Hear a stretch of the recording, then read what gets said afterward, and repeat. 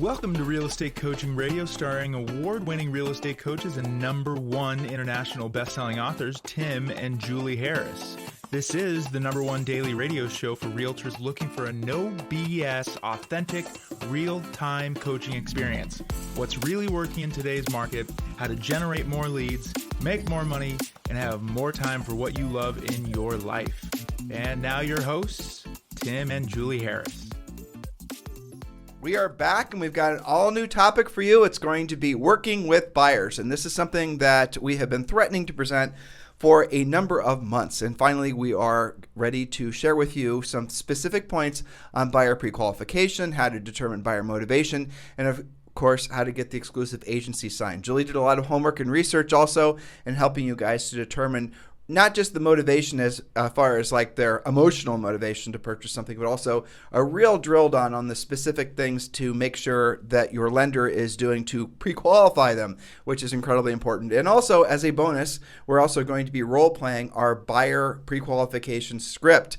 And this is the very same script that Julie and I, it's an iteration, a version of the script that we use in our own real estate business, and has been since revised a billion times in the past 20 years. So get ready to take lots of notes. And on today's podcast and tomorrow's podcast, the specific 4 things we're going to be focusing on are, Julie Harris? Yes, so write this down, my note takers. How to get a buyer to actually sign an exclusive buyer agency agreement, how to pre-qualify your buyers for motivation, how to really truly pre-qualify for their financial ability to buy, and of course, our copyrighted buyer pre-qualification script that we're going to role play together. All right, let's start out with some basic coaching, because even though we love buyers, we are truly passionate about sellers. Yes, that's the truth. right. But we know buyers are part of the equation, and many agents start out by focusing on buyers, and it makes perfect sense. Now, why do you ultimately want to be focused primarily on sellers as your main source of income as you build your real estate business? And the very simple fact is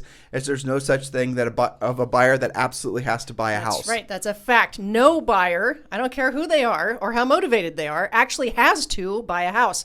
They can always rent, move in with parents or their kids, travel the country in an RV, or extend their current lease, maybe even corporate housing. There's lots of different options. Another fact, when you have enough active listings, you can refer your buyer prospects to buyer partners for a referral fee and just work with your own repeat clients and refer the rest. You might even refer some of your repeat clients yourself, but at least you have the choice when you are a powerful listing agent. That's right. And in a market like this too, where it is frankly becoming much more opportunistic, you can be much more opportunistic towards focusing on sellers, because there's going to be a lot more opportunities, obviously, thus the opportunism to become a listing agent. Really, you're going to discover that for those of you who've been in business for more than a blink, you'll discover that the fact that you ever considered buying a buyer lead as soon as you start taking listings was a complete act of futility, because you can easily generate droves and droves of buyer leads once you have listings. And we're going to be touching upon this on the podcast as well. Now, please remember, this is an overview of the buyer system, even though we are going to be giving you the actual buyer pre-qualification script. This is an overview of the Premier Coaching Program, and we have, as we announced yesterday, some incredibly exciting news that hopefully all of you are taking very serious. Now, we are going to be offering to all of you access to our Premier Coaching Program, which has cost $3,000 and $2,500, $3,000 just depending, right, on what level of access you had. But we're going to offer Premier Coaching to all of you loyal podcast listeners for free. That's right. You can have 30-day access to Premier Coaching. And when you join Premier Coaching now, you can actually get access to a lot of the things that we're going to be talking about today, a lot of the scripts, the presentations, all kinds of lead generation plans. And it does include a daily semi-private coaching call every workday rather. That's included with this free subscription. So all you've got to do is text the word Premier to 47372. Text the word Premier to 47372. There's no monkey business. There's no strings attached. There's no nothing. You guys join Premier Coaching. Now, why are we doing this? Obviously, we know some of you are going to stick around. You're going to want to stay long-term members. Number 2, it's because this is a quickly changing market. And a lot of you, and we hear this all the time, we read your emails, we get your messages, you're confused about where you should be going, and you're getting to the point where your confusion is starting to manifest in the, frankly, you're becoming complacent, and you're being lulled into believing that tomorrow is not going to be better than today.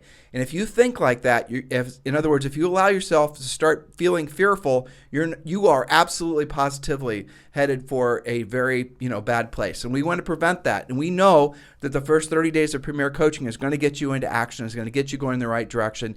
It is a daily semi-private coaching call, but we're going to hold nothing back.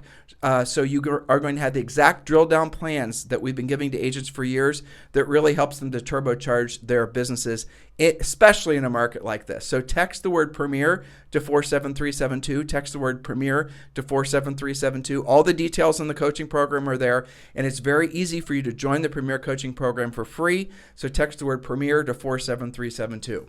Perfect. So with the changing market conditions, rising interest rates, and uncertainty in the economy, it's important to know which buyers you should spend time with and which might not be so serious. And how do you know the difference? So let's start writing down our points here. Point number 1, buyers should be both motivated and qualified. Remember, it's possible to be really super motivated but not actually qualified, as well as the other way around. So look at your buyer list and ask yourself if they are both motivated and qualified. You might not know how qualified they are. We'll talk about that in a second. So again, we're going to help you with that with our buyer pre-qualification script in a little bit. And it's incredibly important, again, a lot of incredibly importance today. Notice I'm saying that, but it's all true. The reason that buyers are really a great source of income for you is if they are completely pre-qualified, and Julie's going to give you the list of things that you have to make sure that the lender's actually doing before you assume that buyer's actually able to buy a house. But then there's the financial aspects, but then there's also the emotional aspects. A lot of you work with buyers just because emotionally they're showing all the right buyer signals. They're enthusiastic. They'd love to see a house with you this afternoon. Of course, and every afternoon. Every waking hour you have. You don't need nights and weekends. After all, you're working with buyers, which, by the way, we're not doing a very good job. So, we have to make sure that we are enthusiastic about working with buyers. But the reality of it is, guys, is when you are a listing agent, you get your nights and weekends back. You can work normal business hours, and you can create what's called leverage, which you'll never have in real estate unless you're working with sellers. Sellers create leverage for you if you're buyer based. In other words, if you're focusing primarily on selling houses to buyers, you are that buyer's leverage. So it is what it is. But again, for the sake of this podcast, we're going to stay true to mission. So Julie just said point number 1. Now, point number 2 that you will learn from listening to today's and tomorrow's podcast. Point number 2, in order to see property with you, buyers must either have a proof of funds letter, if they're all cash, or a pre-approval letter with specific qualifiers from their lender. Now, let's just back up for a second to the all cash thing. Make sure you know where that cash is coming from. It's not okay to just have a letter that says, yep, I'm good for it. They need to actually be something, a letter from their banker is ideal, something like that, or even a snapshot of their bank account. Well, let's drill down on that too, because unfortunately that could also be BS'd, right? It could be. And so someone could have a lender, or not even a lender, but a banker write a letter, or frankly, they can write their own letter and make it appear it's coming from the bank. Certainly. So one of the things you have to do, or you can get a loan officer to do it. And this is, we'll suggest you to go both routes, is you got to call up that lender and you got to confirm that lender's letter is real and the information in the lender's letter is real, or the information in the letter from the banker saying that they have all cash is real. Or one of the things that Julie and I would do when we coach all of our clients to do the same thing is no matter what, if you're on the listing side of things and you submit an offer, and you receive an offer from a buyer, that buyer has to be pre-qualified through your lender. And that was something that we would write into the contracts. 80% of the time, the buyer's agent was actually thrilled that they had an opportunity to have their buyer get pre-qualified again from our lender, because then the buyer would then perhaps have other loan products which would ensure that they would get the loan actually done, versus maybe the buyer's agent didn't have that much confidence in their own loan officer. More experienced agents would have a high level of confidence in their loan officer, and that in those cases, obviously, they wouldn't necessarily go with that. But these are all the things that we're going to talk about. So, Julie, a lender's letter must include all of the things that you're about to read off in order for you to actually consider that to be a viable lender's letter. That's right. We're talking about above and beyond the boilerplate standard issue lender's letter, which I'm pretty sure you can download for free and cut and paste. So we don't want to be doing that. How would you know the difference? Well, the things that I'm going to go through right now are the very things that are going into underwriting, and it's also a list of things that can wreck your deals if you don't do it right. So we do need to take a step back. Now, here's the thing that many of you do not know. When you call up Larry the loan officer and you ask Larry the loan officer to pre-qualify, Bob the buyer, what you will quickly discover is that Larry the loan officer, and if you're not really experienced, you're not going to know what I'm about to tell you is true. Larry the loan officer is coached and trained to put a little amount of time into getting Bob the buyer pre-qualified as possible. So what Larry the loan officer is going to do is they're probably not going to do a real pull of any credit. They're going to say, what's your credit? What's your social security number? They might ask if they can pull credit, or they'll do what's called a soft pull, and then they're going to see what their overall credit score is, and then they're going to ask how long Bob the buyer's been on the job. And hey, Bob, do you have any money for a down payment? Okay, that's good. They're not going to verify anything. It is not a loan application. No, it's nothing. And if you have an inexperienced buyer, the buyer's going to assume, well, Larry the loan officer pre-qualified me, I'm good to go. Yep. But what Larry the loan officer did is the least amount necessary. Not even really necessary. He did the least amount, so then he's going to go, as Julie just said, to his hard drive someplace, and he's going to fire off a lender's letter that says, based on, I just spoke with Bob the buyer, and based on all the information he gave me, and I haven't verified anything, Bob the buyer is good to go up to $500,000 or whatever the number is. That is what most loan officers do. Now, why do they do that? Because they don't want to spend a lot of time with Bob the buyer, because they do know Bob the buyer and all the other buyers will have a tendency to change their minds. Remember, point number one was there's no such thing as a buyer that has to buy. So what the loan officers are going to do is they're going to do the least amount possible so that they can send out that lender's letter. A pre-qualification letter, a pre-approval letter, all these things mean nothing. They're just marketing terms. What you really need to do is you need to say, Mr. Lender, Larry the lender, did you actually do the things that Julie's about to tell you when you basically told Bob he could buy a house? And you will discover, as we just said, 99.9% of the time, they have done maybe marginally one of these things. They certainly haven't done all of them, which means you're working with a buyer who might have the emotional pre-qualifications to buy, but you will find out after you give away months and months and months of nights and weekends that that buyer actually doesn't have the financial ability to buy. And it's your fault for not knowing what we're about to tell you and making that loan officer actually step up to the plate versus just being Larry the lazy loan officer. That's right. And don't ever assume when you ask a buyer if you are pre-approved that they have any idea the difference between a pre-qualification, a pre-approval, and a loan commitment. Why would they? It's your job to educate them. We'll talk about your buyer presentation in a second. But because the terms all sound the same and because the buyer had a conversation does not mean they understand what we're about to go through. And Correct. It's not their job to. So a lender letter must include all the things that actually go into a real loan commitment. Well, you know what? Yeah. I have my mind's just filling of things. I just don't want these guys to get hurt by Sure. lazy Larry the loan officer. When you get a loan officer he's going to send you a letter stating your buyer is good to go. There cannot be any, at the bottom, what they're going to do is a bunch of fluffy stuff. Usually it's 3 paragraphs, right? So the first paragraph, it's, congratulations, blah, blah, blah, and it's all going to sound good and read good. But then at the very bottom, there's going to be all these little, Larry the loan officer codes, one of which is going to be, I should say, special lender vernacular. Subject to verification of. Anytime you see any loan officer letter that hits your hard drive, hits your desktop, and it has anything at the bottom that says subject to the verification of, or anything like that, and then they're going to rattle off all the things they didn't do. In other words, they're going to confess in essence. Well, not all of them, but most of them will confess. Kind of a semi-disclosure, really. Exactly. They're saying Bob the buyer is good to go, subject to if he has a job, has down payment, has good enough credit. Well, it won't even be that specific. They'll say subject to final underwriting. Yeah, which exactly. is a big bucket of what I'm about to rattle off. Right. So subject to's, verifications of is a red flag for you to know that Larry the lazy loan officer is off in la la land. Has not done a whole lot on the file. Nope. Okay, so what goes into the file? Verification of down payment. Again, we're beyond just the conversation. Yep, I've got money down. Verification of down payment. Verification of employment. Ratios are acceptable. That's the front end ratio, the back end ratio, the relationship between their income and their debt that they're paying on. Okay, ratios, that's a whole other story. All 3 credit bureau scores have actually been verified. That one right there is worth talking about. Now, first of all, it is not your job to verify agents listening to what we're saying. I know we have a lot of loan officers that are listening as well. Loan officers, if you're listening, we're making agents smarter. And I realize you guys are coming off the biggest refinance boom ever. And many of the loan officers out there have no clue how to work with agents. Well, I got an idea for you. Why don't you take this podcast? Why don't you share it with all the agents that you're working with or hope to prospect, so you can start getting their deals, their new purchase deals. And then why don't you explain to them that you are not Larry the lazy loan officer, and now if your name is Larry, you might want to edit it to make it, Lucy the lazy loan officer, but you get the idea. Yeah. Anyway, and tell them that you're going to not be sending a fictitious loan officer letters. You are actually doing what Tim and Julie suggested, and you're actually drilling down all these points. Now let's talk about the 3 credit bureau things. This is something that trips up a lot of agents. There are 3 credit reporting agencies: TransUnion, Equifax, and Experian. Yes. Okay. Now what will happen, and I forget which one, TransUnion, I think? Which one has tendency to have the highest credit score? Do you remember? I think Experian does. Yeah, Experian. So what most loan officers will do, there's a hard pull and there's a soft pull of credit.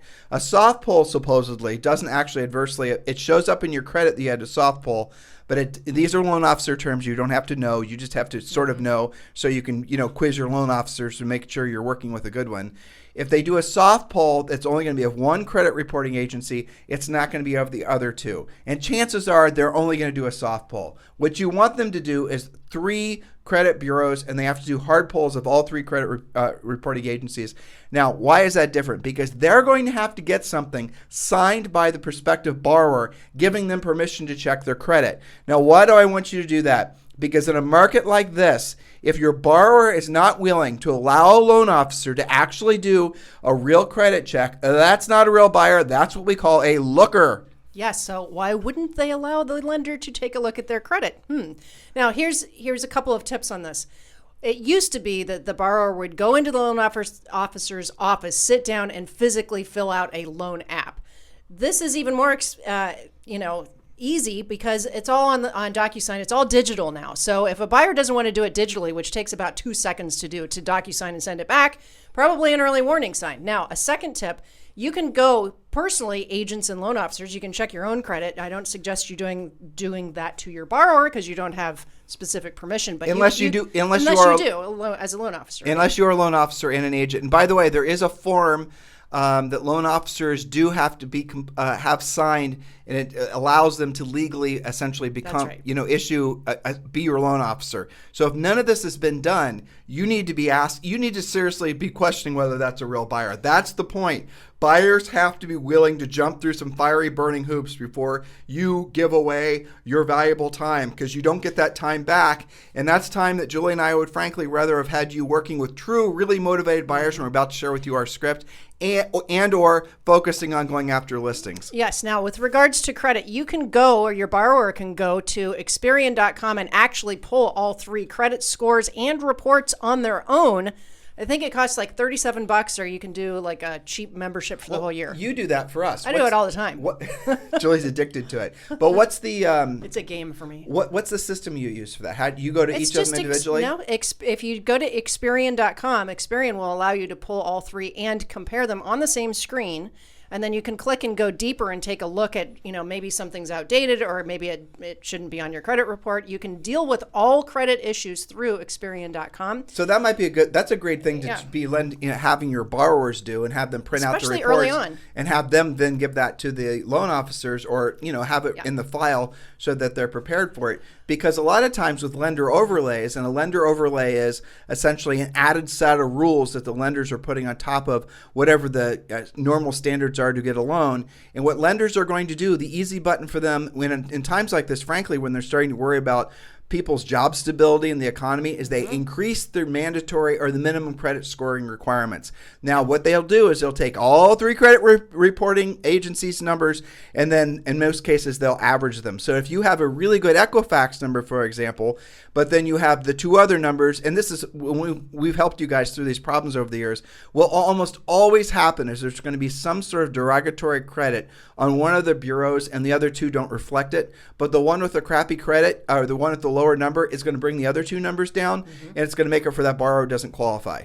Yes, and I have an interesting angle on that too. So Let's say, why is this important? So early on, when they're just in the pre-qualification process, none of this stuff has actually happened, and the buyers being maybe a little bit nervous, especially first-time buyers, it's great for them to actually know their credit scores, because a lot of times lenders will also take the lower average and they'll say, well, you know what, you're at a 710 and you can't have that great interest rate unless you're at 720, and maybe I'm going to charge you a half a point.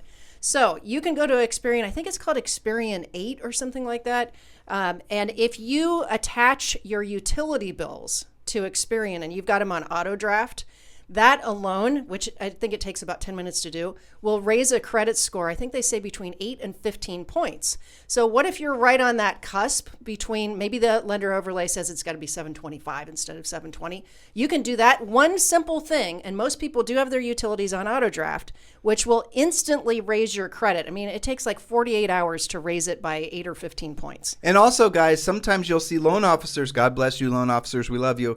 The loan officers will actually say, well, because you have this credit score versus that credit score, you don't qualify for whatever the, this ideal mortgage program is. So we're going to have to put you in this other mortgage program. Well, it turns out the other mortgage program that the lender's putting them towards is actually going to pay a commission to the loan officer. But if you actually know what your credit score is, that's power. They can't really screw you around that much at the end of the day. You have to be preparing your borrowers. Now, I want you to think about something. You're talking to a buyer. You're sharing this information with them. You're telling them how you're going to protect them, from all the, potential landmines that are in the way of getting a loan. And that instantly is going to make those buyers love you. But if they don't want to follow, again, this is really important, if they don't want to follow the rules to be an actual pre-qualified, pre-approved for real borrower, you should not work with them hoping and praying that one day they change their mind. Just don't work with them unless they actually are willing to put in the work to prove that they're viable, financially motivated buyers. Now, I'll say this as well. If you are competitive, if you're trying to, what happened here, by the way? If you're competitive and you're trying to get it's correct. It's fine. Oh, it is? Okay. And if you're trying to get a seller or a listing agent to accept your offer, and let's say all things are the same except you have got your borrower completely approved, only subject to the appraisal of the home, whose offer do you think that listing agent's going to probably want the seller to accept? That's right. So a loan commitment means they've been through all of these. We've got a couple more points to add here, but loan commitment means they have actually done all of this. And a lot of listing agents consider a loan commitment as valuable as a cash offer. For sure. Well, so, in a changing market like this, especially, there's going to be fewer cash offers. Absolutely. Yep. Okay. So we talked a lot about credit. We've actually, maybe a year and a half ago, we did a whole podcast series all about credit. So the next thing that has to be in here is on the letter, not contingent on anything except identification of the property and appraisal at or above the purchase price. Not contingent on anything like, selling their car to beef up their down payment, anything weird like that, or secret property that they haven't sold yet. That goes back to all the monkey business that lazy loan officers are going to put in their lenders' letters. That's a lot of L's to try to essentially obfuscate the fact that they didn't actually pre-qualify or do any work on the file. Not contingent on anything except the appraisal of the subject property or the house that the buyers choose. That's it.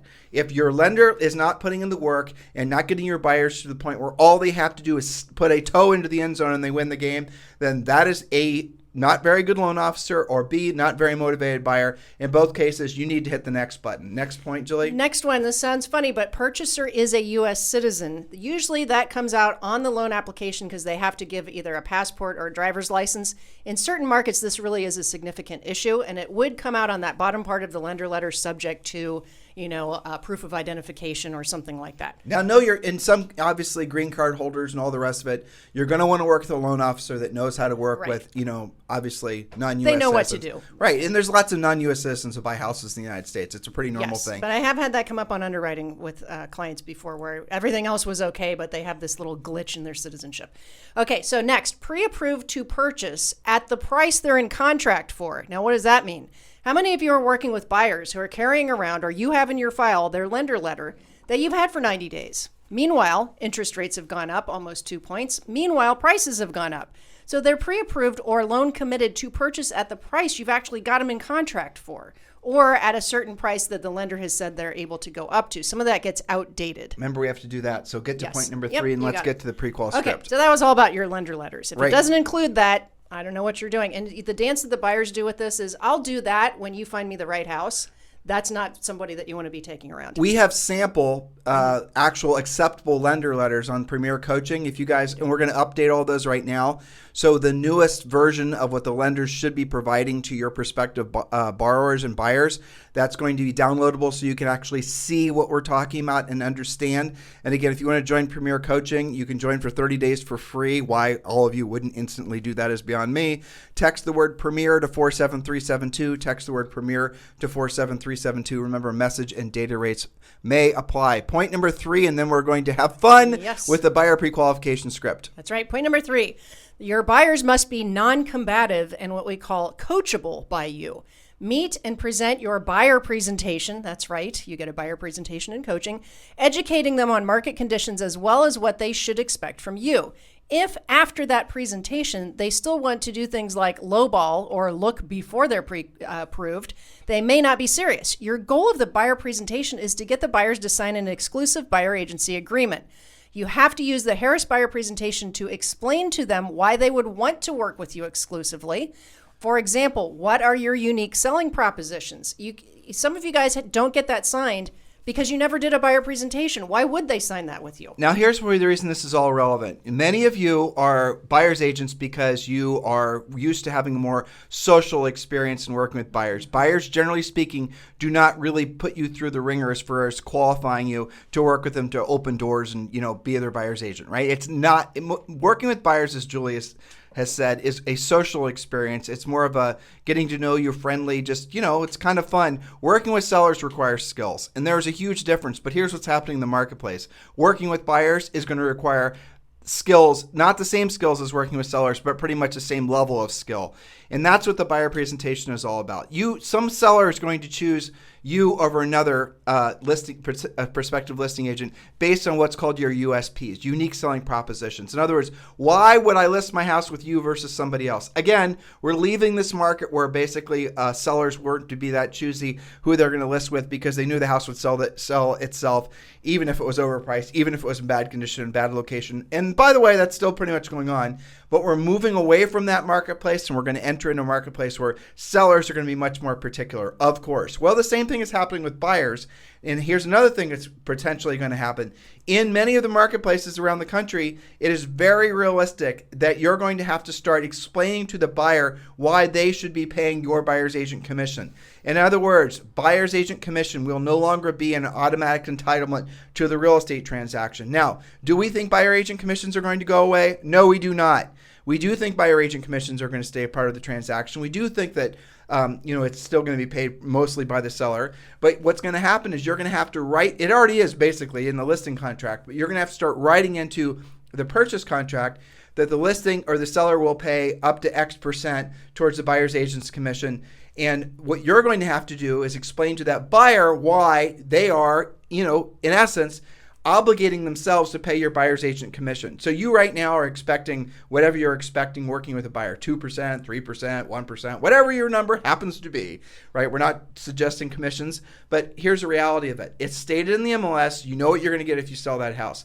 What if it's no longer stated in the MLS and you have to start essentially presenting to the buyer why they should be paying your commission? Many of you are not going to know what to do. Many of you who have not taken the time to develop a skill set, a sales-minded approach that's obviously focused on helping people, you're going to be blown out of the waters. Am I being direct? Yes, I am, because what I'm saying is true. So as part of a Premier Coaching program, what we do is we give you a whole buyer presentation, explains to the buyer what you do, why working with builders, working with unrepresented owners, working with expireds, working, exactly how agency works, the whole thing. It is a proper presentation. It's not just, hey, let's meet at Starbucks and open some doors for you. The end result of the buyer's agent presentation is getting an exclusive buyer agency contract signed. That is your goal. They work with you. They are exclusive to working with you. And you then, in the buyer's agent agreement, have parameters into which they'll work in these particular areas, this particular time frame. But you're also going to have to add to the buyer's agent commission or buyer's agent agreement your other USPs. What is it? What are your service guarantees? Like when you're working with us to becoming a listing agent, we teach you to make it so that the sellers want to work with you because you're giving them advantages to working with you that they're not going to get from another listing agent. What differentiates you in the marketplace from another buyer's agent? Nothing. That's the reason you have to learn how to differentiate yourself, and that's about learning how to become a Premier coaching student. And we talked about that before. Just text the word Premier to 47372 and learn the very highest levels of how to work with buyers. Now, we're going to, hopefully As this promised. opens. This better open. Oh, there it is. There it is. All right. Yes. So we're going to go through and we're going to read now this this buyer pre-qualification script. This is a script that's been used billions and billions Carl of Sagan. times. And so it works in every market. So All right. Julie, since you typed I'll be the buyer. you're going to make it on me. All right, fine. I'll do all the work. All right, so you can use this script anytime you're pre-qualifying a buyer. And the smartest move to do would be have these printed out in paper. At least until it's really ingrained into your brain. But even then, frankly, I wouldn't do it that way. It's smart because it is fill in the blank the way we give it to you. Exactly. So this is a fill-in-the-blank form. So this is you calling them back, or the start of the conversation is dependent on how you've actually engaged with them. Maybe they called back, or you're calling back from 800 home hotline. Maybe you're following up on a lead call. Maybe however you're coming across them. So Julie, why don't you just go ahead and read it? So just to make sure that they're clear on this as they're taking notes. It doesn't matter whether you're calling them back, whether you answer the phone because they called on one of your listings. The way they came to you doesn't matter. They could have texted you, voicemailed you, emailed you, called you directly, or you're calling them back. So don't make a bunch of elaborate rules. I'll just do it. Hey, this is Tim. This is the, again, these are all numbered 1 through, these are the questions you're supposed to ask. And I'm going to read it as it's written, and I'm going to, so you guys can visualize how this looks. So, hi, I'm calling on the listing located on Elm Street. That's a great house. Everyone's calling on that one. Give me a moment to look it up in the computer to make sure it's still available. Okay. Hey, this is Tim Harris. With whom am I speaking? This is Julie. Oh, wonderful. Nice to meet you, Julie. In case we get disconnected, what is your best phone number, your cell phone number? It's 555-1212. Excellent. 555-1212. Thanks. Hey, by the way, which house in the neighborhood are you thinking about selling? Well, I live over on Oak Street, so I'm not really sure yet. I'm just trying to find out the price on this. Okay, no problem.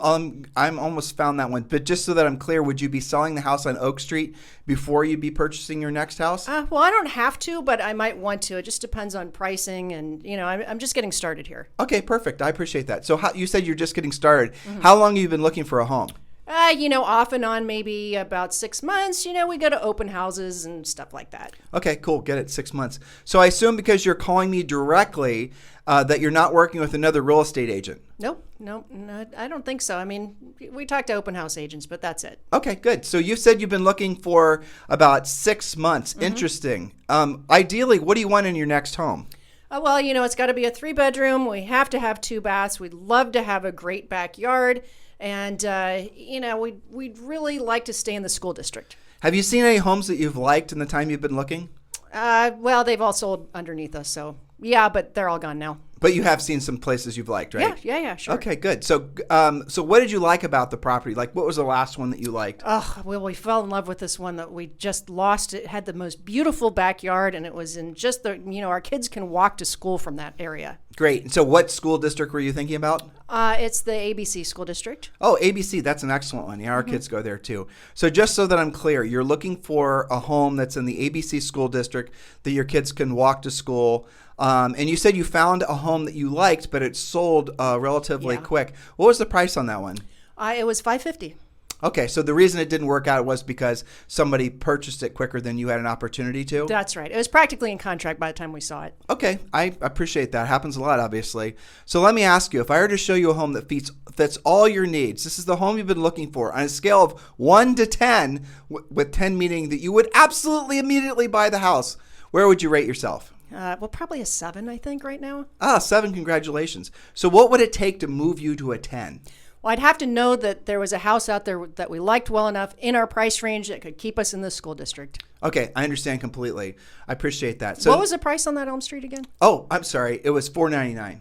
Oh, $499. Yeah, and that house is still available. So next this summer, I think I might have some others that are a good fit for you too. So next, tell me exactly. So I'm hearing what you're saying, Julie, is that you're looking for a house in the ABC school district. You're looking something that sounds like in, say, maybe in the same price range as the property you called on. Bedrooms, bathrooms. Give me a drill down on that.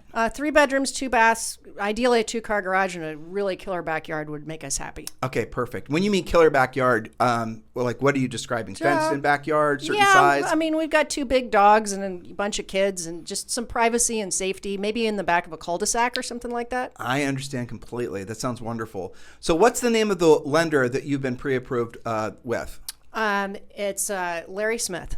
Okay, so if, by the way, agents, if they didn't have a lender, this is a great time for you to basically, now that you have their information, you say, if they don't have a lender, great, I'll have my lender contact you today, probably in the next few minutes. So if they don't have a lender, you're going to hook them up with a lender that you know is going to get the job done. So what was the price range that Larry Smith has pre-approved you for? Well, he said we really shouldn't go over 750. I mean, we're approved that high. I'm really not comfortable over 7, though. Okay, I understand completely. So have you actually gotten approved, or are you just starting the process? Well, I don't know. I mean, I talked to him, and he asked me about our jobs, and he asked me what I thought our credit was. So I don't know. I guess we're pre-something.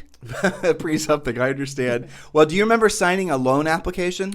No, we haven't gotten that far yet. Okay, got it. I understand. So, right, the loan application is the official start to the loan process, but you already purchased a home before, so you probably know all this. Oh, yeah. Okay, great. And so you said Larry was the name of your loan officer? Yeah, it's at Premier Lending downtown. All right, excellent. Yeah. So let me ask you, is there anything else that I didn't ask you that I should have, or is there anything else that I need to know? Well, I mean, our biggest concern is, buying a house, not making ourselves homeless. What would the strategy on that be? I guess the whole thing just makes me nervous. I understand. So your biggest concern is that essentially you would obviously like to avoid moving twice. Yes. You'd like to get your property sold. Yeah, but I also don't want to rent for a bunch of time. I really don't want to displace all the pets and the kids and all that. I understand. So here's the good news for you. In a marketplace like this, since you would be a seller, you're actually going to have a lot of control over when you would give up possession of the property. So I can make this so that it should time out perfectly once we find the right house for you. And I'm really anxious to show you this property that you called about. Yeah, I'd love to see that. Okay, great. So here's what's going to happen next. We're going to set up an appointment for you to come into my office so that we can get the process started. At that same appointment, we're going to see the homes that I found for you and maybe some other houses that have come up that aren't officially for sale yet. And I understand you didn't want to go over 700. So I'm looking forward to showing you that property you called on. And then we're also going to look at some other properties that I know about. Make sense? Yeah, God, that'd be awesome. I can't believe you actually answered your phone. Of course, I'm going to answer my phone. I'm going to contact your lender and let him know that we're working together so I can work together with him to make sure that the home buying process is moved forward. Because one of the things that really matters in a market like this, Julie, is the sellers see that you're completely pre-approved, and I'll work with your lender to make sure that gets done. Yeah, I mean, that's what I'm going to look, assuming we sell this thing, I'm going to need that to be solid too. Okay, and then at the bottom of this form, agents, is an appointment date and an appointment time. Now that is that is basically the pre-qualification script. We just gave it to you. Yes, so we did that fairly quickly because you and I are used to that back and forth. This is absolutely something you get with coaching. The coaches drill this with you all the time. But let's revisit why this works from basically the beginning. Actually, let's wait till tomorrow to do that. We can do that. So we'll keep this up, and then we're going to have you guys take a little bit more notes because there's so many pearls in there, as Howard Brinton would say. Mm-hmm. Things like, in case we get disconnected, what's your best phone number? You do that early in the call, right? For a reason. You guys complain about somebody ghosting you, don't have phone numbers. Get it out early. Well, the one that really blows people away, the first agents, especially ones that have been in the business for a while, is question number 3. Which house in the neighborhood are you thinking about selling? Golden. In other words, asking about whether they're a seller or not, right at the very top of the script, what most agents are trained to do, and frankly, I don't even know if they're trained to do it, they just do it, is they almost avoid asking the prospect if they have a house to sell, and sometimes they forget to ask or never ask it. And then when they're working with that buyer to buy a house, they drop the buyer off at the house and they see another agent sign in their yard, and they ask the seller why they didn't list with them, and the seller was like, well, I just thought you worked with buyers. You never asked me for my listing. Yeah, and worse than that, some of you guys have stopped calling buyer leads back because you're just so exhausted working with your existing buyers that you're missing the listing leads because you just think it's a buyer call. Right. Don't think of buyer calls as buyer calls anymore. Think of buyer calls as many of them, probably depending on the price point, as much as like 90 or 100% of them are going to have houses to sell. Upper end stuff, they're all going to have houses to sell. So stop lamenting working with buyers and start seeing buyers what they really are hidden seller prospects. And in doing so, you're then going to put transactions together yourself. You're going to know that, Julie just called and Julie's got a house on Elk Street or whatever you said. Mm-hmm. And then you're going to get another call from, Sylvia, and Sylvia happens to be looking for a house on Oak Street. Now, a house that's not for sale, but the seller's thinking about selling, and boom, bada, boom. You guys see how this works? This is the power of actually having sales skills, folks. Are you now putting all these thoughts together in your head? This is not about buying leads and working on your branding and doing a TikTok video. This is actually knowing what to say and how to say it. And we just went through this script. And like Julie said, tomorrow we're going to drill down on it more and we're going to go through more of the details. By the way, that was just page 1. Yes. So, yeah, eat your Wheaties. We have to go through tomorrow. We're going to go through questions 8 through 19 on the buyer pre-qualification script. We only went today through questions 1 through... We made it almost to page 3. We covered most of the ground. You know what we didn't do, though? Look. Yes. At the very end of it. We'll jump back into this. So you guys will definitely want to be taking notes tomorrow as well. And you can shoot us any questions that you might have as well. Is it okay if they text you? Oh, yeah. Guys, do text me at 512-758-0206, 512-758-0206. And like Julie said, tomorrow on the pod, we're going to go through the script line by line so you can understand why the questions are asked in the order in which they're asked. Now, it's important that you understand that when you're learning something or trying to master something, it is important that you memorize it. But after you memorize it, you internalize it. Then after you internalize it, then you can personalize it. What so many agents do, mostly the agents that don't last, is they don't ever memorize it. They don't ever internalize it. And memorizing is the first step, because memorizing, you're just remembering